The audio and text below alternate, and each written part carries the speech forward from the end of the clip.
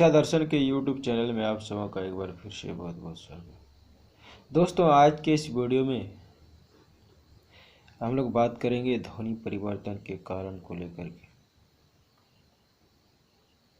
इसमें ध्वनि विज्ञान की भाषा की विभिन्न कालों का अध्ययन करेंगे और इसके अंतर्गत देखेंगे कि किन किन स्रोतों से आया हुआ है। जैसे कि बात करें तो इसमें संस्कृत, प्राकृत, अपभ्रंश, फारसी, अरबी, तुर्की, पुर्तगाली, अंग्रेजी आदि इनका ये स्रोत है। साथ ही यह भी देखेंगे कि विभिन्न कालों में इसका विकास किन किन रूपों में हुआ है। तो वीडियो को शुरू करते हैं और जानते हैं।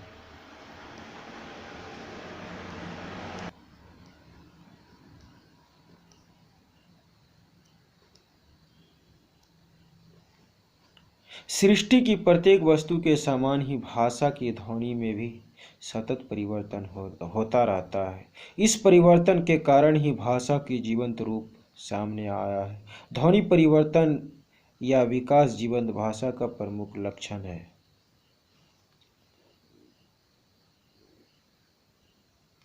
यहाँ पर जो है सृष्टि के प्रत्येक वस्तु के समान ही ध्वनियों का भी परिवर्तन होता रहता है और इसके कारण ही भाषा का जीवंत रूप सामने आता है। ध्वनि परिवर्तन या विकास जीवंत भाषा का प्रमुख लक्षण है। ध्वनि परिवर्तन के कारणों को दो वर्गों में विभक्त कर सकते हैं। पहला है बाह्य कारण और दूसरा अभ्यंतर कारण। ध्वनि परिवर्तन के कारणों को हम लोग दो वर्गों में विभक्त कर सकते हैं। क है बाह्य कारण और ख है अभ्यंतर कारण। बाह्य कारण ये कारण बाहर से ध्वनि को प्रभावित करते हैं। ध्वनि परिवर्तन के बाह्य कारण मुख्यतः निम्नलिखित है। बाह्य कारण जो है ये बाहर की ध्वनि को प्रभावित करते हैं और बाह्य कारण जो है यह निम्नलिखित है। पहला, व्यक्तिगत भिन्नता। प्रत्येक व्यक्ति की वागिंद्रिय तथा श्रवणेंद्रिय अन्य व्यक्ति से भिन्न होती है। व्यक्तिगत भिन्नता जो है वह प्रत्येक व्यक्ति के वागिंद्रिय और श्रवणेंद्रिय अन्य व्यक्ति से अलग होते हैं। एक व्यक्ति किसी ध्वनि को जिस प्रकार बोलता है, दूसरा व्यक्ति पूर्ण प्रयत्न करने पर भी वैसा ही बोल सकता है। इसमें व्यक्ति किसी भी ध्वनि को जिस प्रकार से बोलते हैं, दूसरा व्यक्ति उसी प्रकार से बोलने का प्रयत्न करते हैं। वागेंद्रिय भी भिन्नता के ही कारण किन्हीं दो व्यक्तियों के उच्चारण में पूर्व समानता नहीं हो सकती है। यह भिन्नता कभी सामान्य होती है तो कभी रेखांकन योग्य होती है। यथा अंग्रेजी तुम को तुम कहता है। यहाँ पर कह रहे हैं वागेंद्र की भिन्नता के कारण दो व्यक्तियों के उच्चारण में समानता नहीं हो सकते हैं। यह भिन्नता कभी सामान्य भी होती है तो कभी रेखांकन योग्य होती है। अंग्रेजी में तुम को तुम कहता है। हम बच्चे के मुख से रोटी को लोटी और हाथी को आती सुनते ही हैं। इसी प्रकार वागिंद्रिय भिन्नता और श्रवण की अपूर्णता से अनेक ध्वनियों में परिवर्तन होता रहता है।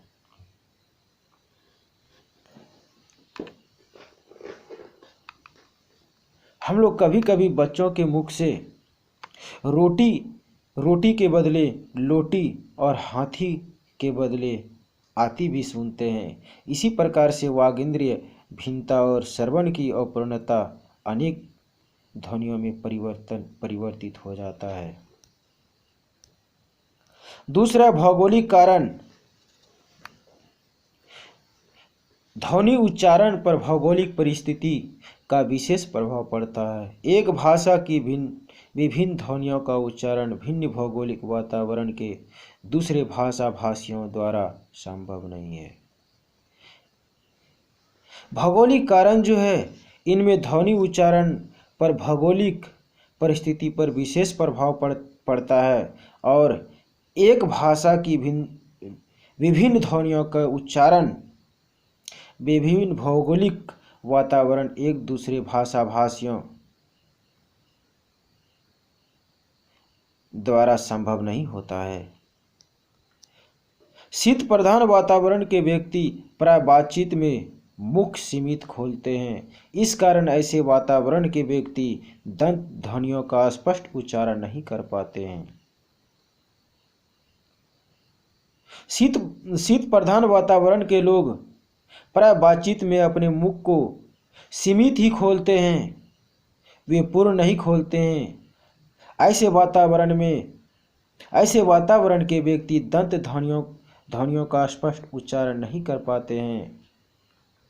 वे प्राय त थ द को क्रमशः ट ठ ड बोलते हैं। इस प्रकार के लोग जो हैं वो त थ द के बदले ट ठ ड बोलते हैं।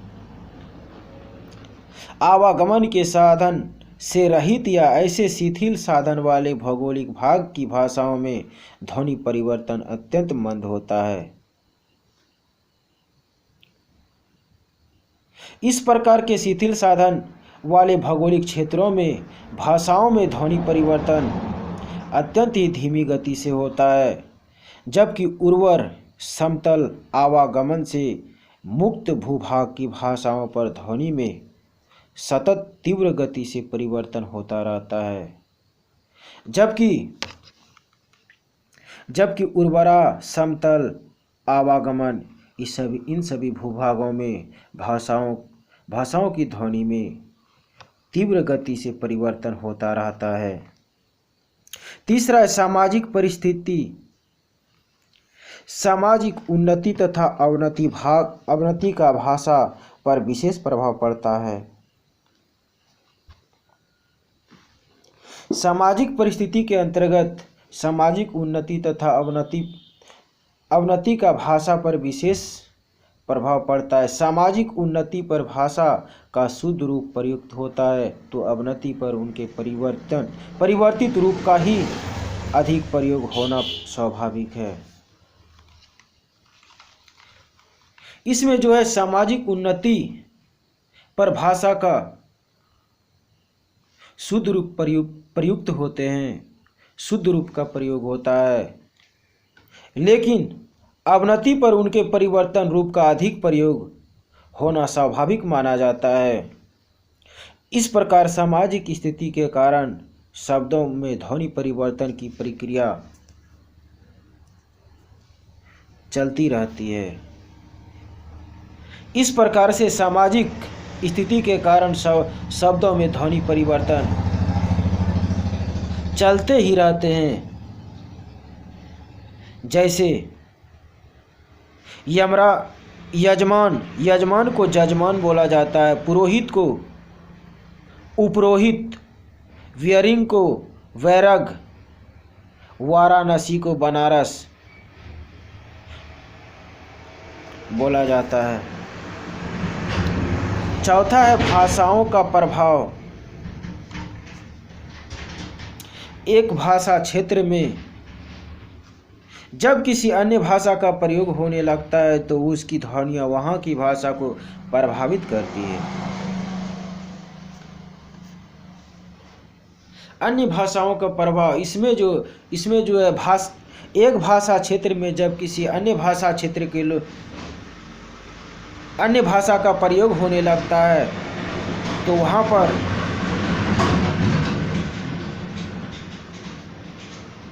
पर ध्वनियों को प्रभावित करती है, तो वहाँ पर ध्वनियाँ भाषा को प्रभावित करती है। मुसलमानों के भारत आगमन के पश्चात अरबी तथा फारसी भाषा का यहाँ प्रयोग होने लगा है। जब मुसलमानों का आगमन भारत में हुआ उस समय अरबी फारसी भाषाओं का प्रयोग होने लगा। अरबी फारसी के प्रभाव से हिंदी में क, ख, ग, ज, फ आदि ध्वनियाँ बोली तथा लिखी जाने लगी।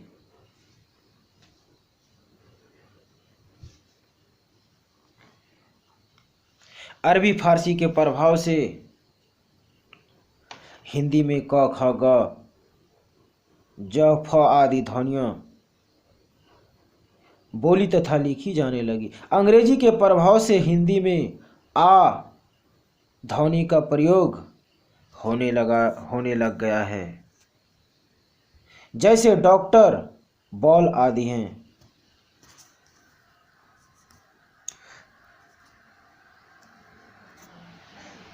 ख है अभ्यंतर कारण। ध्वनि परिवर्तन के संबंध में वक्ता और श्रोता से संबंधित कारणों को अभ्यंतर या आंतरिक कारण कहते हैं। इस वर्ग के कुछ प्रमुख कारण इस प्रकार से हैं। अभ्यंतर कारण जो है, इनमें ध्वनि परिवर्तन के संबंध में वक्ता और श्रोता से संबंधित कारणों को अभ्यंतर या आंतरिक कारण कहते हैं। इसके जो प्रमुख कारण हैं वह इस प्रकार हैं। पहला है सुखमुख। इसे प्रयत्न लाघव भी कहते हैं। यह कारण उच्चारण सुविधा से जुड़ा है। सुखमुख जो है, इसे प्रयत्न लाघव भी कहा जाता है और इसका उच्चारण सुविधा से जुड़ा हुआ है। मनुष्य अल्प श्रम से अधिक कार्य संपन्न करना चाहता है। इसी प्रवृत्ति के अनुसार मनुष्य कम से कम उच्चारण में स्पष्ट तथा प्रभावशाली अभिव्यक्ति करना चाहता है।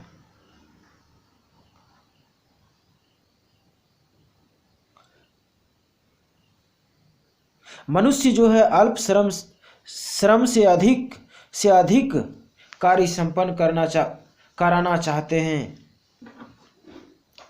इसी प्रकार से प्रवृत्ति के अनुसार मनुष्य जो है कम से कम उच्चारण में ही स्पष्ट और प्रभावशाली अभिव्यक्ति को कराना चाहता है। ऐसे में उच्चारण सुविधा के अनुसार अनेक क्लिष्ट ध्वनियाँ सरल रूप में परिवर्तित हो जाती है। इस प्रकार से ही उच्चारण सुविधा के अनुसार अनेक क्लिष्ट ध्वनियाँ भी सरल रूप में परिवर्तन हो जाते हैं। इस प्रयत्न में अनेक प्रकार के ध्वनियाँ परिवर्तित होते हैं। मुख सुख ध्वनि परिवर्तन का सर्वाधिक महत्वपूर्ण कारण है। इसमें कभी आगम होता है तो कभी लोप।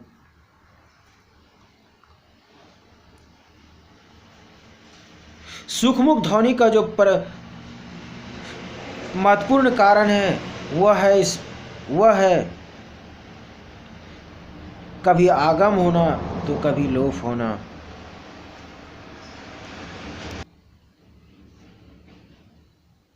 समीकरण, विषमीकरण, घोषीकरण तथा अघोषीकरण आदि।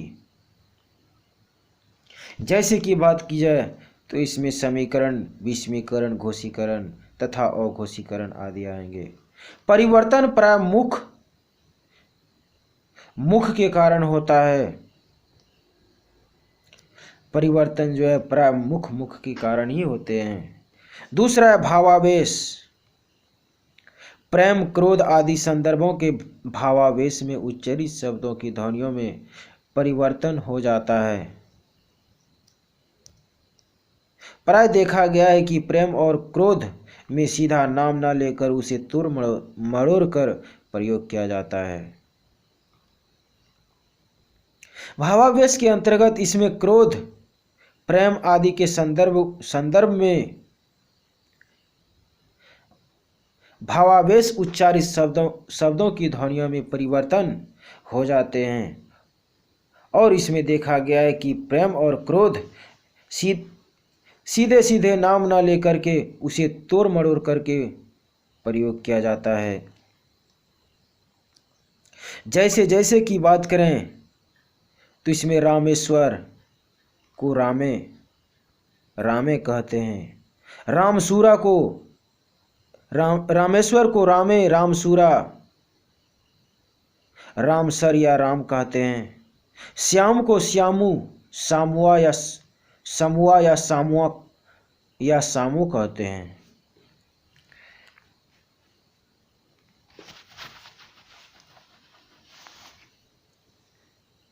इस प्रकार से भावावेश के द्वारा बोला जाता है। तीसरा है अशिक्षा।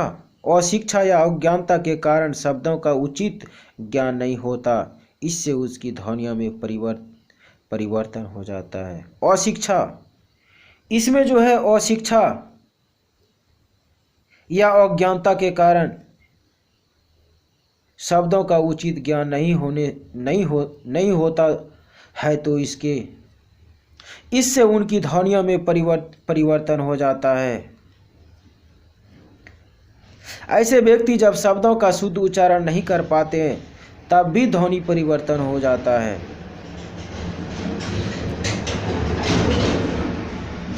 ऐसे में जब व्यक्ति शुद्ध उच्चारण नहीं कर पाते हैं, तब भी ध्वनि में परिवर्तन हो जाता है। इस प्रकार से होने वाले परिवर्तन है, जैसे कि गार्ड को गादर कहते हैं, कंपाउंडर को कंपाउंडर, टाइम को टाइम बोला जाता है। चौथा है बोलने में शीघ्रता। शीघ्रता से बोलने के कारण भी शब्दों की ध्वनि में परिवर्तन होता है। बोलने में शीघ्रता, इसमें जो है शीघ्र बोलने के कारण शब्दों की ध्वनियों में परिवर्तन हो जाते हैं। ऐसे में प्राय शब्द की मध्य ध्वनियाँ लुप्त हो जाती है। ऐसे में जो है शब्द की मध्य ध्वनियाँ लुप्त हो जाते हैं। इस प्रक्रिया में शब्दों की लंबाई भी कम हो जाती है। इस प्रक्रिया में जो है शब्द छोटे पड़ जाते हैं, शब्द की लंबाई कम हो जाती है। जैसे अध्यापक, ओझा, उपाध्याय, ओझा, झा, भ्रातृ, जाया, भौजी, तभी, कभी शीघ्र उच्चारण में कभी कभी कुछ हो जाता है। बोलने में शीघ्रता के कारण उपाध्याय को ओझा या ओझा झा हो जाता है। भ्रातृ जाय का उच्चारण भौजी हो जाता है। तब ही का उच्चारण तभी, कभी का उच्चारण कभी हो जाता है।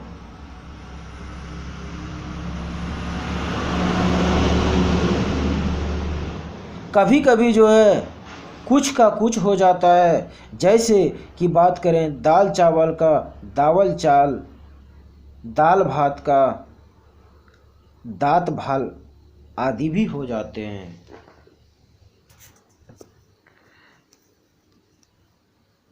पांचवा है बलाघात।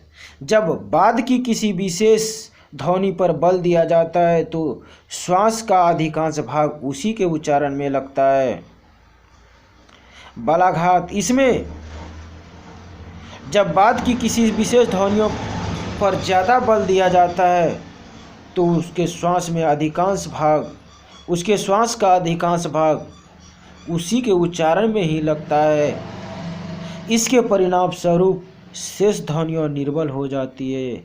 इसके परिणाम स्वरूप उसके जो शेष ध्वनि है वह कमज़ोर पड़ जाता है। ऐसे में कुछ ध्वनियाँ लुप्त हो सकती है। इस प्रकार से इसका कुछ ध्वनियाँ लुप्त भी हो सकती है, गायब भी हो सकती है। जैसे कि बात करें तो इसमें अभ्यंतर अभ्यंतर को भीतर, निम्ब निम्ब को नीम, बिल्व को बेल।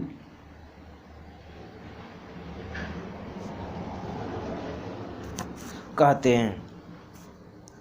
छठा है कलागत स्वातंत्र्य। काव्य रचना में कवि शब्दों को तोड़ मरोड़ कर प्रयोग करता है, क्योंकि उसे छंद के नियमों का पालन करना पड़ता है। कलागत स्वातंत्र्य में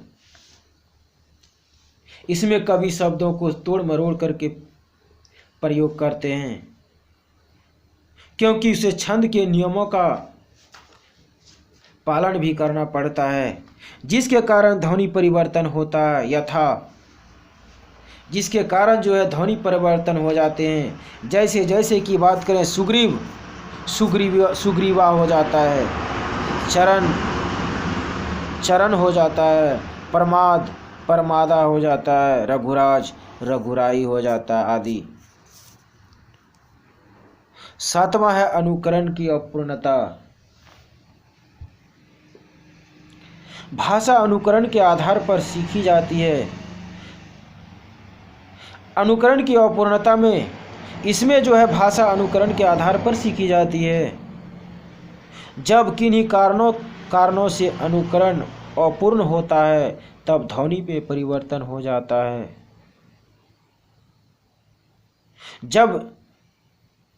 जब इनमें कोई कारण से अनुकरण की अपूर्णता हो जाती है, अनुकरण की समस्या हो जाती है, तब इनमें ध्वनि परिवर्तन हो जाता है। जैसे कोट साहब, कोट साहब, कोट साहब, कोट साहब, कानून गो, कानी गो, बंदूक, दम्बुक, लिफाफा, ये सभी परिवर्तन हो जाते हैं। अनुकरण की अपूर्णता प्रमाद, आलस्य या लड़कपन के कारण होती है। अनुकरण की जो अपूर्णता है वह प्रमाद, आलस्य या लड़कपन के कारण होते हैं। बच्चों के उच्चारण में ऐसे परिवर्तन प्राय देखने को मिलते हैं। इस प्रकार का जो उच्चारण है वह बच्चों में देखने को मिलता है। जैसे कि बात करें तो अमरूद को अरमुत, जलेबी को जबेली,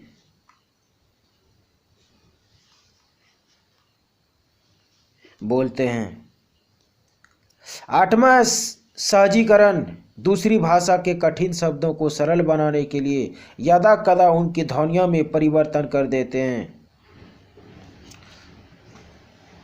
सहजीकरण में बात किया जाए तो इसमें दूसरी भाषा को कठिन शब्दों को सरल बनाने के लिए ध्वनि में परिवर्तन कर देते हैं। जैसे कि बात की जाए तो इसमें टेक्निक जोड़ तकनीक, ट्रेजेडी को त्रासडी, एकेडमी को अकादमी बोल दिया जाता है। ऐसे परिवर्तन में गृहीत विदेशी शब्दों में अपनी भाषा की सहजता आ जाती है। ऐसे में परिवर्तन से शब्दों में अपनी भाषा की सहजता आ जाती है। नौवां है लिपि दोष। लिपि की अपूर्णता के कारण भी शब्द का शुद्ध उच्चारण कठिन हो जाता है।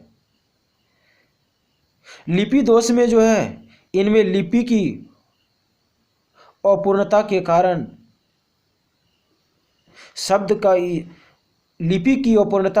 शब्द की उच्चारण में भी कठिनाई होने लगता है। ऐसे में ध्वनि परिवर्तन होना स्वाभाविक है।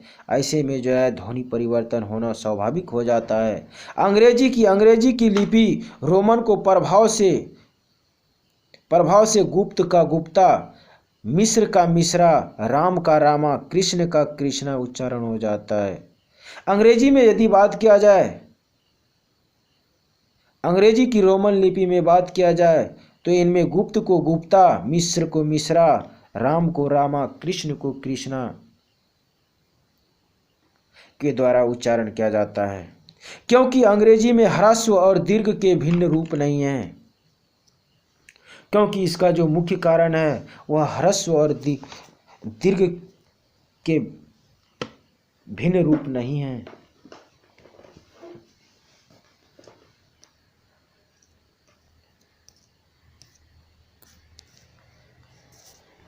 तो दोस्तों, ये आज के वीडियो में मैं आपको ध्वनि परिवर्तन के कारण के विषय में आपको इस वीडियो में बताया हूँ। दोस्तों, यदि वीडियो अच्छा लगे तो वीडियो को लाइक करें। यदि आप इस चैनल में नए हैं तो चैनल को सब्सक्राइब कर लें। अगले वीडियो में मैं आपको ध्वनि परिवर्तन की दिशाएं